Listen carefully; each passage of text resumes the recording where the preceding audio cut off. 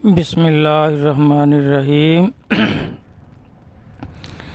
آج کا سوال ہے، کیا پیر و مرشد کا کوئی نعم البدل ہے؟ دیکھیں، غور فرمائیں، یہ ایسے لوگوں کا سوال ہے جن کو یہ نہیں معلوم کہ پیر و مرشد کا کام کیا ہے۔ یہ دھوکے ایسے ہر زمانے میں ایسے دھوکے رہے ہیں۔ پیر و مرشد کا نعم البدل کوئی نہیں ہو سکتا۔ جس طرح دیکھیں، دین میں نماز ہے، ارکان اسلام میں سے نماز فرض ہے، اس کا نعم البدل بھی کوئی نہیں ہو سکتا۔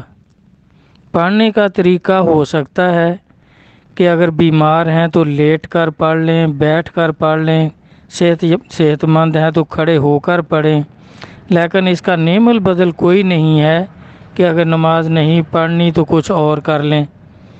جس طرح کئی اپنے آپ کو بہت وہ دیندار سمجھتے ہیں تو وہ کہتے ہیں کہ عبادت کی کمی کو اخلاق پورا کر سکتا ہے، اور اخلاق کی کمی کو عبادت پورا نہیں کرتی۔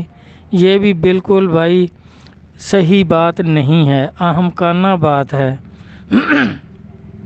کیونکہ عبادت سے ہی ادا ہوگی۔ عبادت کی کمی کو کوئی چیز پورا نہیں کر سکتی۔ اس طرح پیر و مرشد جو ہیں ان کا بھی کوئی نعم البدل نہیں ہے، کیونکہ جو لوگ یہ نہیں سمجھتے کہ پیر و مرشد کا کام کیا ہے، پیر و مرشد نے کیا عطا کرنا ہے، تو وہ لوگ ایسی باتیں کرتے ہیں۔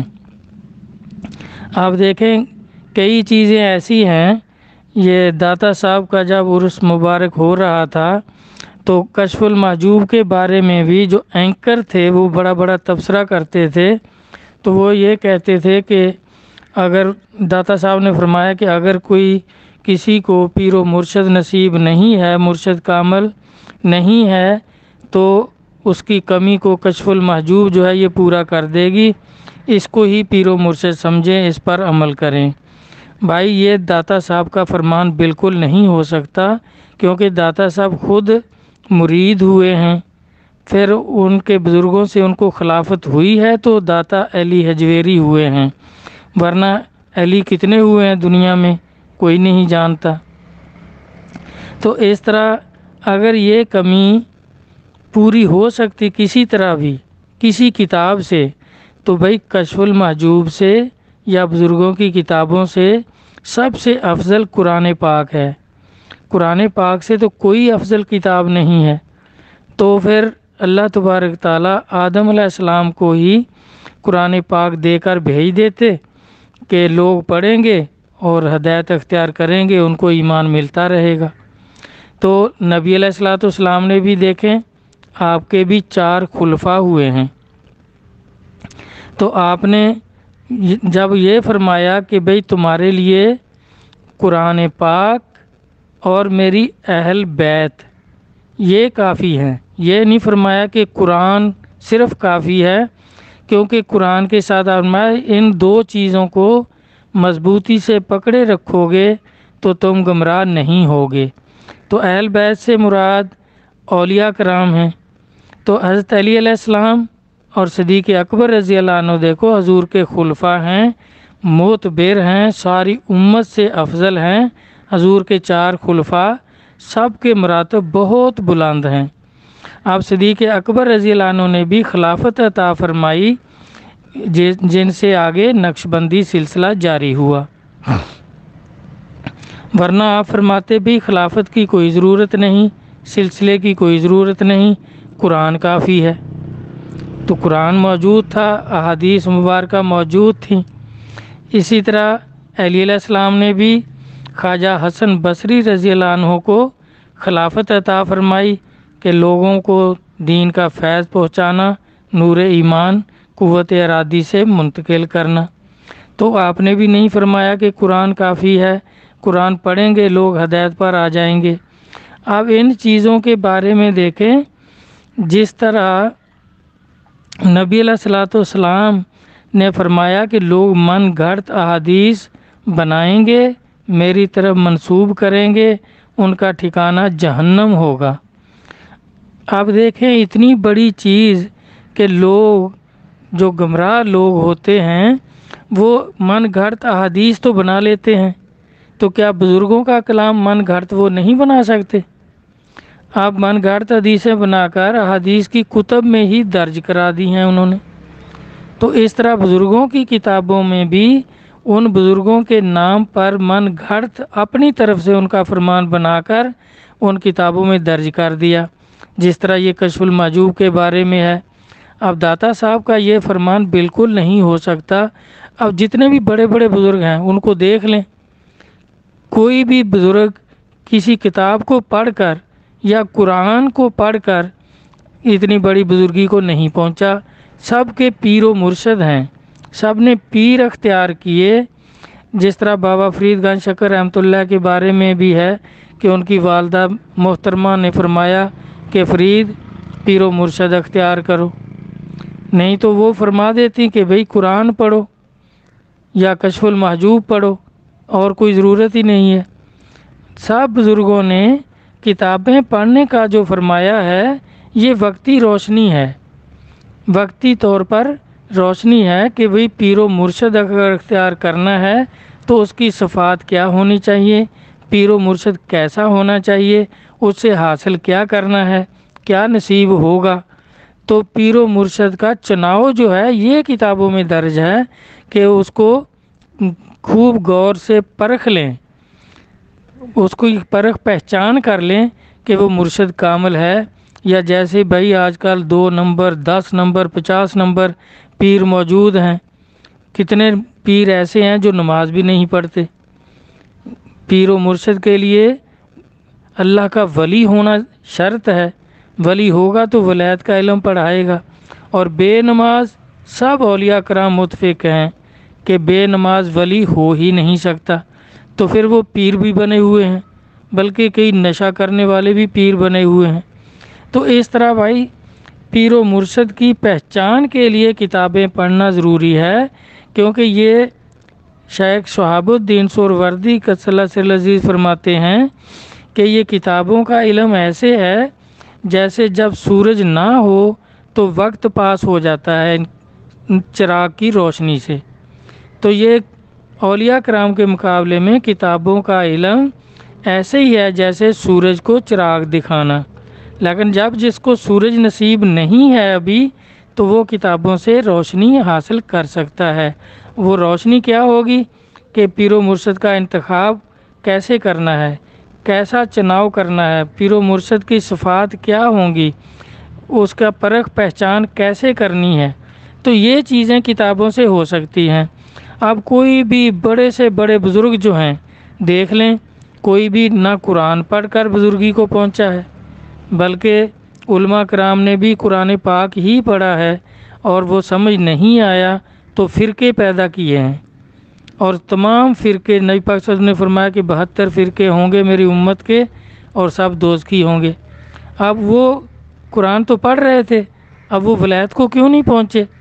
اور ولی جو ہیں اللہ کے دوست اور بڑے بڑے غوث کتب ابدال، انہوں نے بھی قرآن پاک پڑھا، بزرگوں کی کتابیں پڑھی، لیکن انہوں نے پیر و مرشد اختیار کیا تو پھر اللہ کی معرفت کو پہنچے۔ اسی طرح دیکھ لیں خواجہ اویس کرنی رضی اللہ عنہ، کتنی بڑی ان کو بھی ولایت نصیب ہے۔ بظاہر انہوں نے سرکار کی زیارت نہیں کی، لیکن وہ کمال جو ہے سارے کا سارا نبی علیہ الصلوۃ والسلام کا ہے کہ آپ نے دور سے ہی توجہ فرمائی اور ان کو کمال کو پہنچا دیا، اللہ کی معرفت کو پہنچا دیا، اور ان کی پیش گوئی بھی کر دی کہ وہ کامل ولی ہیں، ان کی سفارش سے میری کتنی امت جو ہے وہ بخشی جائے گی۔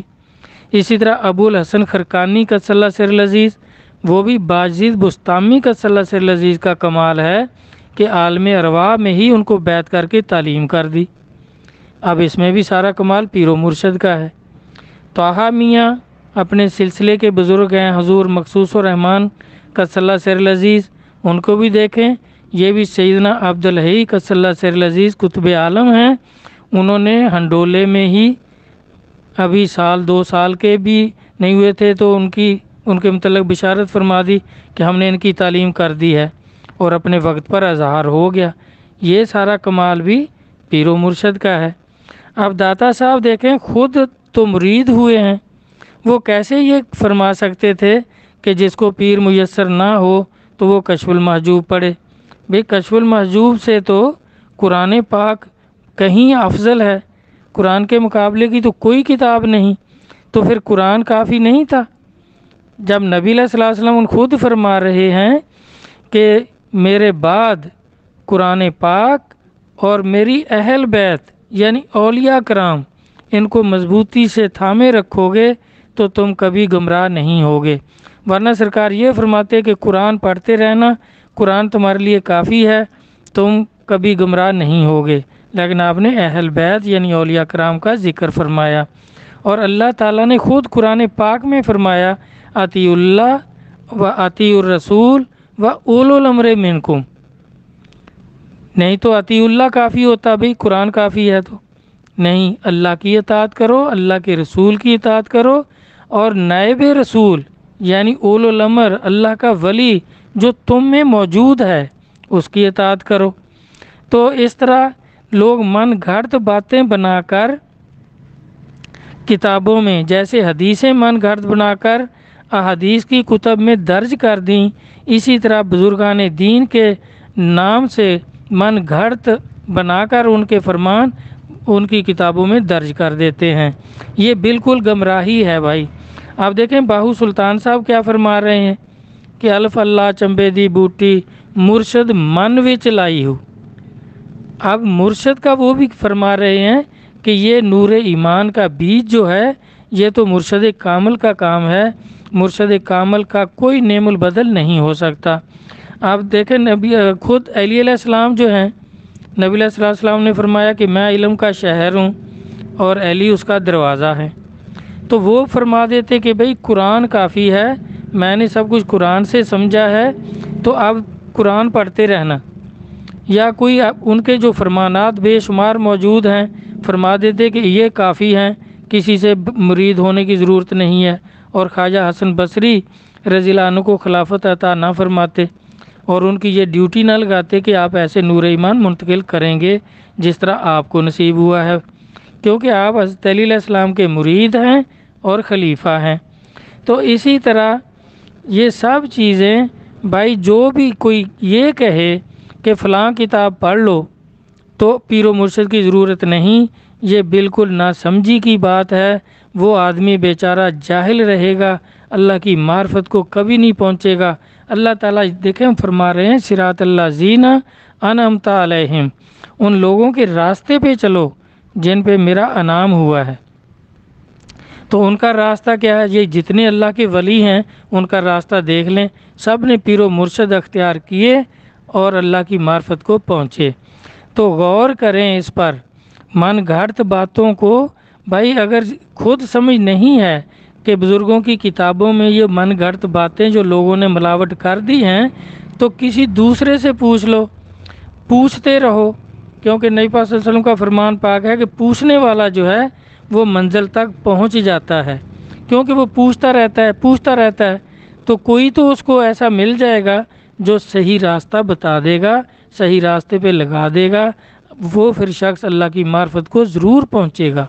تو اس طرح مرشد کامل کا نعم البدل کوئی چیز نہیں ہے، کیونکہ یہ وہ اپنی عینی توجہ اور قوت ارادی سے نور ایمان مرید کے قلب میں منتقل کرتے ہیں، جو کام کتاب نہیں کر سکتی۔ یہ پیر و مرشد کا ہی کام ہے، اور سب اولیاء کرام اپنے وقت کے بڑے بڑے اولیاء کرام سے مرید ہوئے، انہوں نے توجہ سے نور ایمان ان کے قلب میں داخل کیا، جس سے ان کا قلب روشن ہو گیا اور اللہ کا عرش ہو گیا۔ تو یہ کام کتاب نہیں کر سکتی، کوئی کتاب بھی نہیں کر سکتی، قرآن پاک سے بھی یہ کام نہیں ہو سکتا۔ قرآن پاک بھی ادھر ہی اشارہ کرتا ہے کہ مرشد کامل تلاش کرو، اللہ کی رسی کو مضبوطی سے تھامے رکھو اور اولو الامر کی اطاعت کرو، تو پھر یہ کام جو ہے سب دیکھیں۔ بھائی بلے شاہ صاحب بھی کہتے ہیں، ایک گل نہیں مسجد مندر دی ਇਹ ਗੱਲ ਆਪਣੇ ਅੰਦਰ ਦੀ ਕਰ ਸੋਹਬਤ ਮਸਤ ਕਲੰਦਰ ਦੀ। ਫਿਰ ਪਲ ਵਿੱਚ ਮੌਲਾ ਵੇਖੀ ਜਾ کہ مست قلندر یعنی مرشد کامل تلاش کر لے تو پھر وہ تو اللہ کی معرفت کرا دے گا، ورنہ مسجدوں میں بیٹھے رہو، مسجد کی مٹی ہو جاؤ عبادت کر کر کے، چاہے مندروں میں گھسے رہو، کچھ حاصل نہیں ہوگا جب تک مرشد کامل نہیں ملیں گے۔ تو اس وقت تک اللہ کی معرفت اور صراط مستقیم نصیب نہیں ہوگا، نور ایمان نصیب نہیں ہوگا، قلب عرش نہیں ہوگا۔ مومن اس وقت ہوتا ہے جب پیر و مرشد کامل سے نور ایمان بندہ حاصل کر لیتا ہے تو وہ مومن ہو جاتا ہے۔ پھر اس قلبی ذکر پر عمل کرتے ہوئے، ذکر کرتے ہوئے جب قلب منور ہو جاتا ہے تو اللہ کا عرش ہو جاتا ہے۔ پھر نمازیں معراج ہوتی ہیں اور بے حیائی سے بھی روکتی ہیں، ورنہ دیکھیں لمبی لمبی نمازیں پڑھنے والے روزانہ کیس ٹی وی میں دکھائے جاتے ہیں، بڑے بڑے محدث اور علماء کرام، ان کی نماز نے کیوں نہیں ان کو روکا بے حیائی سے؟ اس لیے نہیں روکا کہ انہوں نے کامل مرشد اختیار نہیں کیے، نور ایمان نصیب نہیں ہوا اور وہ اللہ کی معرفت کو نہیں پہنچے، ان کی نمازیں معراج نہیں ہوئیں، اس لیے انہوں نے بے حیائی سے نہیں روکا۔ تو میرے بھائی مختصراً یہی ہے کہ کامل مرشد کی تلاش کرو، اس کا نعم البدل کوئی کتاب نہیں ہے۔ اگر کوئی کتاب ہوتی تو قرآن پاک سے افضل کوئی کتاب نہیں، لیکن اس میں بھی یہی تعلیم ہے کہ مرشد کامل تلاش کرو۔ اللہ تبارک تعالیٰ اولیاء کرام کے کلام پاک کو سمجھنے، قرآن و حدیث کو سمجھنے اور بزرگان دین کے متعلق جو جھوٹے قول لوگ درج کر دیتے ہیں ان کو سمجھنے کی توفیق عطا فرمائیں، مرشد کامل سب کو نصیب فرمائیں، آمین۔ اللہ حافظ۔